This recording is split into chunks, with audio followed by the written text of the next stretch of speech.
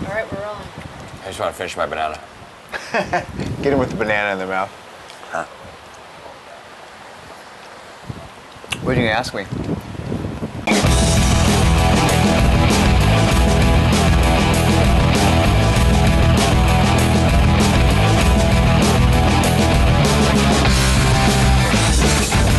Is that it? That's it. We're rolling. Dean Karnazes. Good morning, everybody. We're back here in the beautiful barn in Pittsfield, Vermont. As always, to my left, I've got Sephra. I've got Joe Sena. I've got Johnny Waite. We're going to talk this morning about Dean Karnazes, legendary ultramarathoner and a honest-to-God DNA-approved or certified Spartan. He's a Is that Spartan. Yeah, he's correct? got Spartan blood. So you've talked to him, and you talked to him about what? About how to be a Spartan, or how did he become a Spartan, or Just everything. Why? I mean, he's a solid guy. He gets it done. He drinks. I don't even want to tell you what he drinks. We got to watch this when you see what he drinks to get through his runs. it's not like bodily fluid or I'm not anything, telling is you. it? I'm not telling you. All right, You got to well. watch this. But he's got the mindset that'll help you And the be a better body parent, set. be a better whatever in life. We are here on a rowboat, Dean and I, Dean Karnazes, for Spartan Up Podcast, and this is a inaugural moment. We're about to hand Dean the original Spartan coin. Wow. That's, Once he gets that, that's an honor. he is officially a Spartan for life. Wow. Actually, you are a Spartan. Well, I mean, you're Spartan blood. I'm a Spartan racer, a modern-day Spartan racer, but I'm also a legitimate Spartan in that my heritage comes from that Sparta. area. Yep. So you're a badass. Only half my side. My mom's half comes from the island, so I'm a bit of an island boy too. Yeah. So you get a little bit of. Are you conflicted many days? Where you're like, you want to kill a few things, So I want to or go you want surfing and I want to Yeah, right. slaughter a couple animals. Yeah. Did you always know you had this gene? Like, Yeah, I mean, I knew but that was- it meant something. That No, I never. When I was a kid, people say, "Oh, you're a Spartan, you're a Spartan," and I thought, okay, the Spartans play the Trojans in football. And I had no idea what it meant. And then as I got older and started studying a little bit about Greek culture and Greek history, it took on a whole new meaning. And then, to be invited to go to Sparta and meet all these people that freaking look exactly like me. really? Unbelievable. Really? I'm like, yeah, they're distant cousins and stuff, but yeah, the gene pool in that area stays pretty refined. Yeah. Wow. All right, we're back. It got a little windy for this Spartan over here. You want to sit down? Can't take wind in my hair. Wake up. So tell us about Spartan history. Tell us what you learned. Yeah, so the Spartans were a city-state in Greece, and the Spartans rose to prominence at the same time as the Athenians. The Athenians focused more on arts and mathematics, science, architecture. The Spartans were military leaders. They said, we're going to protect Sparta come hell or high water. And come 490 BC, hell came in the form of Persians, invasion Persians. And so they landed in a place called Marathon, which is on the shoreline near Athens. And the Athenians heard about this, and they said, we need help. We need to send someone to recruit the Spartans, because these guys know how to fight. So they sent this guy named Phidippides, 153 miles, to run to Sparta. He got there within 36 hours and said to the Spartans, help. We need your help. Did he collapse when he got there? Actually, he got back to Marathon, and then when the Spartans arrived and the Greeks beat the Persians, he ran back to Athens to announce victory, and he busted into the Acropolis. He screamed, "Nicodemus, Nicodemus," or "Nike, Nike, we are victorious," and then he dropped dead. Yeah. That was a hell of a run. Right to your death. Yeah, well, these Spartans, I mean, they used to take the kids from the family at 6 years old, literally, and indoctrinate them into military lifestyle. And these kids were fed basically porridge, daily porridge, and when they showered, which is not often, it was a cold shower. And these were tough, hard people. They said a tough upbringing, a tough land creates a tough warrior. And these guys were tough. I mean, when they went into battle, those shields you've seen them carry, I've carried one of those shields. They're 75 pounds. Wow. They had an armored breastplate on. Those thrusting spears are about 40 pounds. Wow. Yeah, and they had the helmet on as well, so a bronze helmet. So they're pretty strong people. And they used to run across the battlefield. That's the thing. 75-pound shield, 40-pound thrusting spear, charging across the battlefield, up to a mile at full sprint. So, when I do your races, that's what I think about. Wow. Yeah. So it's not different, really, than the way we raise our kids. Yeah, a little bit of internet here, hop in mommy's SUV in her little Range Rover. Yeah. And they used to make the kids steal, right? It was a craft. Yeah, they used to, well, it wasn't just stealing; it was being able to get away with it, because they thought that the Spartan, what they called the Spartanate infiltrators, could go into a village and kind of like a ninja and pillage at night without being caught, detected. So that's the way they used to have the kids do it, is practice in Sparta. Thing is, the punishment if they were caught was legit. So they didn't just say, "Oh, bummer, Bobby, you got caught." They're like, "Here's 20 lashes," basically. I mean, they showed no mercy to these kids. Yeah, they were pretty serious about it. Yeah. So you've obviously got some of that blood. We talked about that, and you run hundreds of miles for fun, right? I mean, you said to me just recently, you said you want to be a great runner, you got to pick the right parents. Yeah, I think that's, if you want, that's the secret to being a long distance runner, is choosing your parents well. And so clearly you got the right bloodline. Bloodline, and it's hereditary plays so much of a part, because my biomechanics, for instance, are really true. My alignment is good. I don't pronate or supinate, and you can't work out to make your alignment. I mean, you inherit that from your parents. So sure, but you got the right mindset. You think the mindset comes from that heritage? I would say without a doubt, and I think you share that. We're kindred saints in that regard. I mean, you run a 100-mile race, the first 50 with your legs, the next 50 with your mind. Yeah. So what could we take from all that and share with the people watching that they could apply to their own lives? Right? They're stuck on the couch, they're eating a pizza, watching Oprah. They're not motivated. Or they're doing okay, but they're just not getting ahead. They feel like they're in quicksand. Yeah. Like, what are some of these attributes we could learn from the long distance running, from your background, that we could share? I think one is to set goals. And when I say set goals, when I talk to runners, I mean, I say, they're saying, I'm thinking about running a marathon. I've run a half marathon, I'm thinking about it. You can hear that for years, right? I say, put some skin in the game. Sign up for an event. Put some money on the table, and then email all your friends and say, hey, I'm running this, and I'm running for charity. Pick a charity you most admire, and that puts some pressure on you. Because when you want to come home and have some pizza and drink a beer, you're thinking 6 months down the road, I got a freaking marathon coming up. Right. So you get after it, yeah. Now you're on the hook. You're on the hook, yeah. All right, so commitment is big. What else? What other attributes? I mean, you don't wake up on weekends and run 75 miles because you you told your friends you're doing a race. Why do you do it? You find your passion. So for me, running is my passion, and when I race all the time, constantly, on a set training block, and that's fun. I like racing, but sometimes I just like running for the pure joy of running, just for the experience of running. So that's where I'll just head out all night, and just run for 18, 20 hours. See what happens. Run 75, 80 miles. Yeah, just anywhere. Pick a trail, pick a road. And so what if somebody says, yeah, but my passion is donuts and Oprah? Someone says, you got to listen to your body, right? And I always say, if I listen to my body, I'd be sitting on the couch all day eating pizza and drinking beer, because that's what my body wants to do. Right. But I think there's an amount of discipline you have to have as an athlete. And discipline is learned through baby steps. You don't all of a sudden, take on the world. You take minor little steps. And every practice you do, I say, evaluate everything you do to look, am I taking a disciplined action? No matter how small that action is, am I conducting myself with discipline? In other words, it's 9:30 at night, and you already ate dinner, and you can go to bed, or you can hang out with your friends for a couple hours, right? Seems like a simple decision, staying up late, but does it really make the boat go faster, is what you're saying, right? I agree. I think, you hear a lot of athletes talk about sacrifice. And I mean, yeah, you got to make trade-offs. I haven't seen a movie, I haven't been to the movies in years. It's just, I don't have time for it. If I want to be the man I want to be, I've got to make sacrifices and some entertainment. You were telling me Star Wars was the last movie you saw. It was E.T. E.T. was that. Yeah. It's a hell of a sacrifice. But That's what the Spartans did, right? Yep. And so I don't think it's just about being an athlete, it's about life in general. You're probably going to be more successful across anything you do if you're willing to put off the immediate gratification, right, for a longer term goal.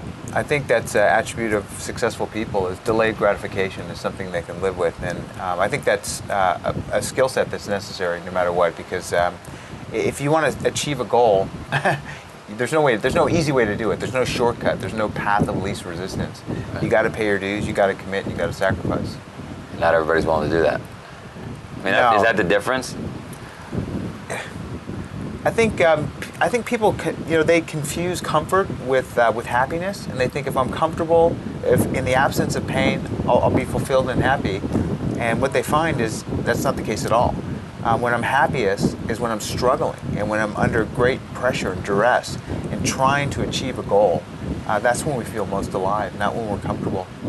Diamonds come from coal under pressure. Yeah. Why don't we take a break? You and I will go do a few laps around this boat. As long as I don't have to do burpees with you, I'm good. Done more burpees in the last 2 days than I've done in years, yeah.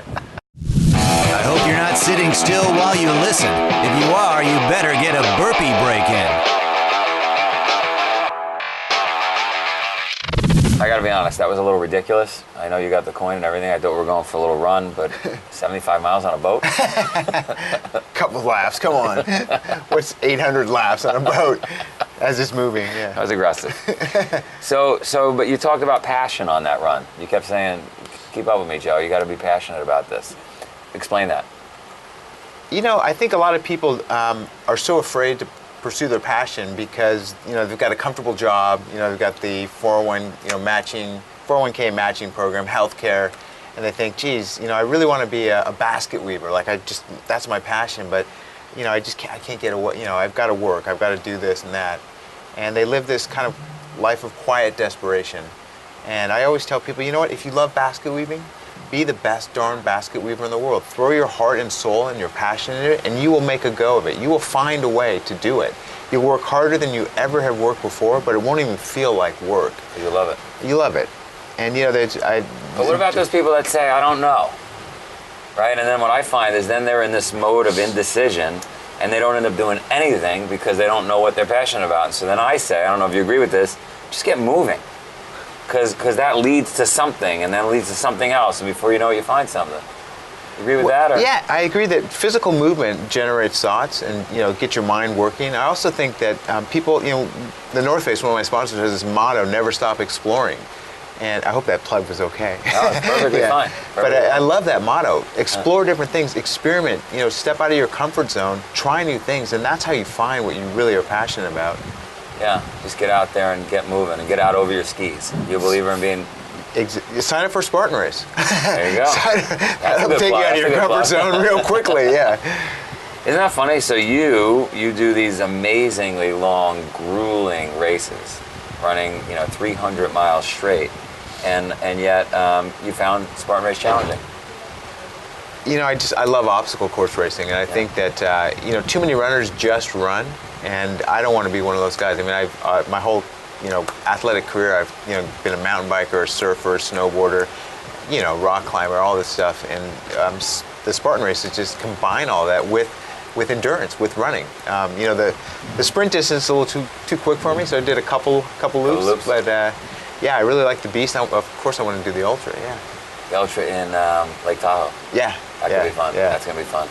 So when do you know if you've gone far enough? So you pick a route, you've got this plan, right? You've got this passion, or in your case, 150 mile, whatever, and you're hurting, your knee's hurting. When do you quit? Is there a time to quit when you're really focused on a goal, you're trying to get ahead or run a business, whatever? Well, for me, when the time, there's never a time to quit, and you never know how far you're going to go until you fail. And so I always say, push yourself to failure. I mean, so many people are, we're programmed, failure is not an option. Hell yes, it is. Fail boldly. Bite off more than you can chew. I failed spectacularly. You learn so much from failure. You win a race, you do something successful, you just kind of high five, have a drink, yeah, raha. You fail, and you really start analyzing the situations, and you get very introspective. Like, why did I fail? Where did I come up short? What could I have done differently? What were the factors that led to this? So push yourself repeatedly to failure is a way to grow. I think I agree with that. I was wondering about the mountain climber too. That he's about to summit. He's 100 meters from the top, or her or she, and the weather comes in. You turn around? What do you... That's why I was never a good mountain climber. Sparta, 300, yeah, there's 10,000 Persians charging, we can do these guys. I guess, to know your limits is to go beyond them. And as far as judgment calls like that, I'm probably not the best. Yeah. In other words, you'll push. I'll push. And the problem is, I knock on wood, I've never had an injury through running. So I've never had an overuse injury or fallen or anything. And people say, when should I stop? And I'm just like, keep going.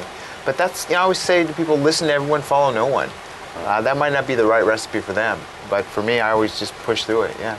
Give us a really bold failure. Yeah, well, I've had plenty, but I'll tell you about a race you've done, the Badwater 135. So it's a 135-mile foot race from Death Valley to Mount Whitney. And my first year, I'd planned, prepared, bought tons of food, rented an RV, had my crew, everything all set to go. We had all this stuff in the van. And as we're driving out to Death Valley, this motorhome just fries. The alternator, it just catches fire, literally. All my stuff is gone. And so now I get in a Ranger car, they take me out to the start, and I have nothing but literally running gear and a handheld water bottle. And I say, I can do this, no worries. And it's 126 at the start. And I made it about 72 miles that year, and ended up in a hotel room, an air-conditioned hotel room, after my crew found me passed out on the side of the road.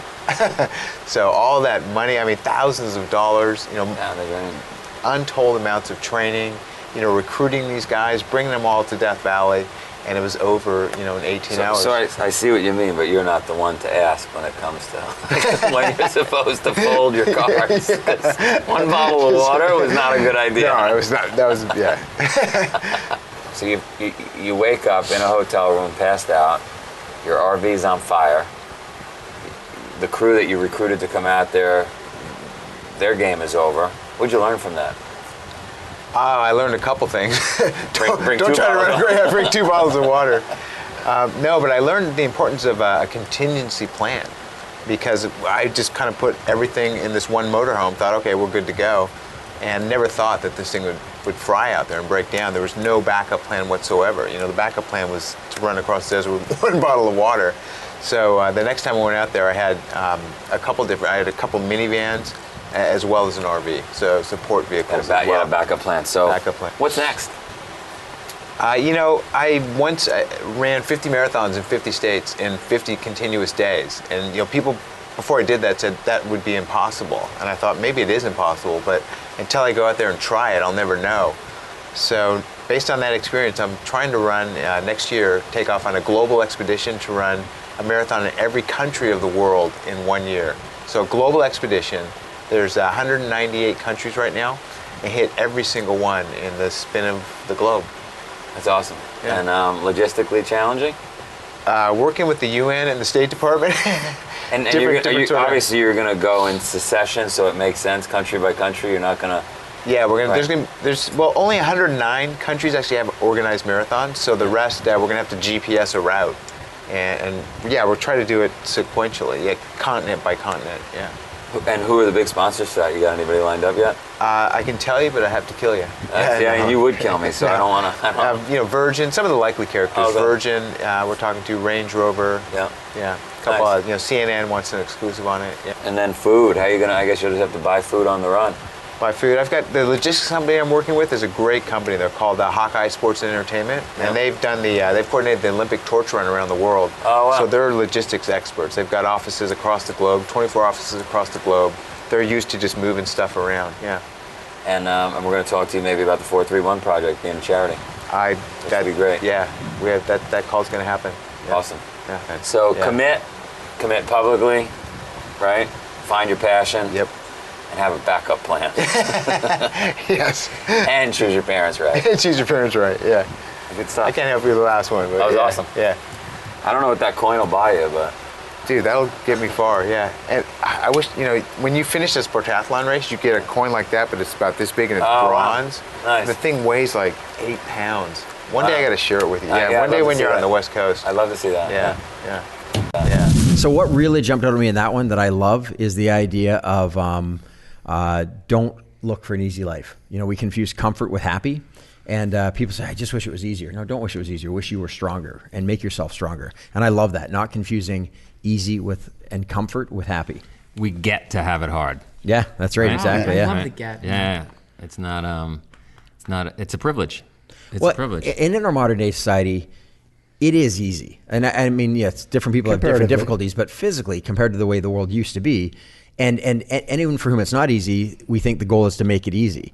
And you've surrounded yourself with people through Spartan Race, through other things you've done here in Pittsfield, with people who are going out of their way to find difficulty. And certainly Dean's the guy who's done that. Could you imagine? Could you guys imagine if we were doing this podcast in California and we had to do the filming once a month out there, and it was 1880? And Colonel Nye had to show up with the horse and wagons. Yep. And Sephra Awesome. had to get in, and we Get had out to of load my Marion TV. in, and going through the Rockies, and we Absolutely. broke a I wheel. had to remember it all instead of filming it. Yeah, that's right. Yeah, That'd be that's right. marvelous. And Marion had to draw the pictures. Absolutely. Speaking Yeah, we of got so many California- conveniences. And it's only, the last 60 years that everything's gotten so much easier. Yep. And getting easier. I Go don't ahead. think it's What do you- easier. I think it's more wasteful and it's pollutiful. That's not a word. But I, anyway. I don't think those things are mutually exclusive, are they? No, but I think, speaking of California, we should send them some of this rain that we're getting, but that's another story. Yeah. No, let's go back to easy. It's easy, Sephra. I don't know what you mean. If you think you had a easy rough is life, like- because you look okay. Thank you, Joe. But No. you're right on the edge. I am joyful and grateful, and I'm grateful for the abundance and for my friends who helped Blessings. me. Blessings. No, so here's what I'm saying. Okay, so people think, it's easy because we have clean water that we can go buy in plastic water bottles, and people in other places are walking miles and miles and miles if and when they find clean water, right? So, I mean, Yeah. you could think that's We easy, agree. but then people are like, I just did a really healthy workout. I'm drinking processed water, which is not raw water, which We're- is not good for you. And just- then you crush the plastic, and we're- then it goes into the we're ocean. not It's like, saying- that's All right, easy. We're not floating saying around. we're not saying it's good. We're all on the same page Oh, here. you guys eat. So easy's not good, but That easy's was- better. So I forget what that was what the easy premise. is. His What point Joe was said, don't right. confuse Joe, what's easy your with point? happy. Yeah, in other words, Easy doesn't make me happy, Joe. Easy doesn't make you happy. All right, well, then you're not confused, clearly. Yeah. I think Dean's point. We're agreeing with you, by the way. Okay. When it's that easy to go and buy processed water in a processed bottle that's then going to go to the landfill, and we think that's awesome. It's easy. I'm happy about that. Gross. You're exactly right. We shouldn't be happy. We with should these have things. a pump handle that we have to get our own water out of the ground. We have to Well, dig the hole okay. ourselves. Okay, there's called raw. Sorry to cut you off, Caroline, but there's something called raw spring water. Daniel Vitalis, he's the rewilding expert, like I used to be last season. Since then, now I have a new nickname or something.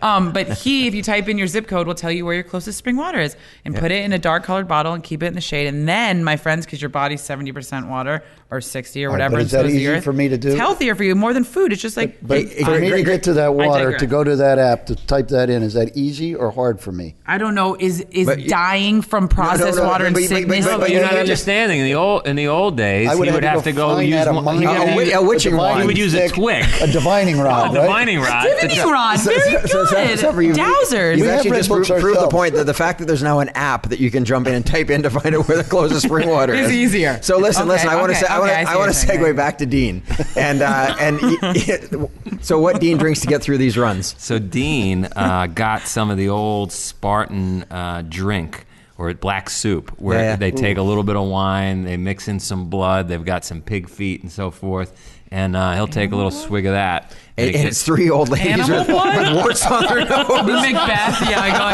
going Toil and brew. Yeah, exactly. But again, we have it easy now. Now you just go get a little kombucha. Well, think about it. yeah. All right. Well, see, the true Spartans, right? What if your spears at the race were 40 pounds? I don't Yeah, think yeah. anyone, or your shield 75 pounds. I mean, and didn't they used to say for Spartans going into war was easier than their daily life? Yeah, Whereas their daily training was I mean, brutal. Dean Well, looks that's- like. I mean, he's the embodiment of a Spartan. Sorry, this part's hard. But He is a Spartan. Could He's put a a Spartan. tether.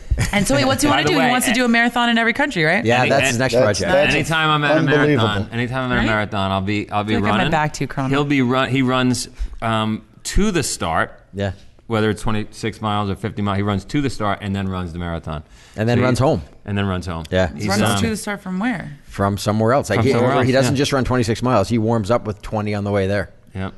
He's an animal. So this next project, Right. is what do you say? There's 198 countries in the world. Yeah, which I think is really 192, but I'm sure he's done his research. Yeah. So whatever it is, he's right now going I'm through gonna all start a the sovereign paperwork nation. to get all the visas and all the permits in place so that he can run a marathon in every country in the world, and clearly the first person to have done that. And he's partnering with Google on that, isn't he? Or I believe he's working with Google on that. yeah, it's amazing. Is he going to wear a headset and map the whole? He's Sure going he to will. carry a shield and a sword. Yeah, but I mean, he could have the whole mapping thing on his head, right? Yeah, It'd be, he could. And he talks in this too about running to failure and the idea that that you have to be willing to go until you can't go anymore. And yet he goes out on these incredible adventures that he does finish. He did finish 50 marathons in 50 states in 50 days.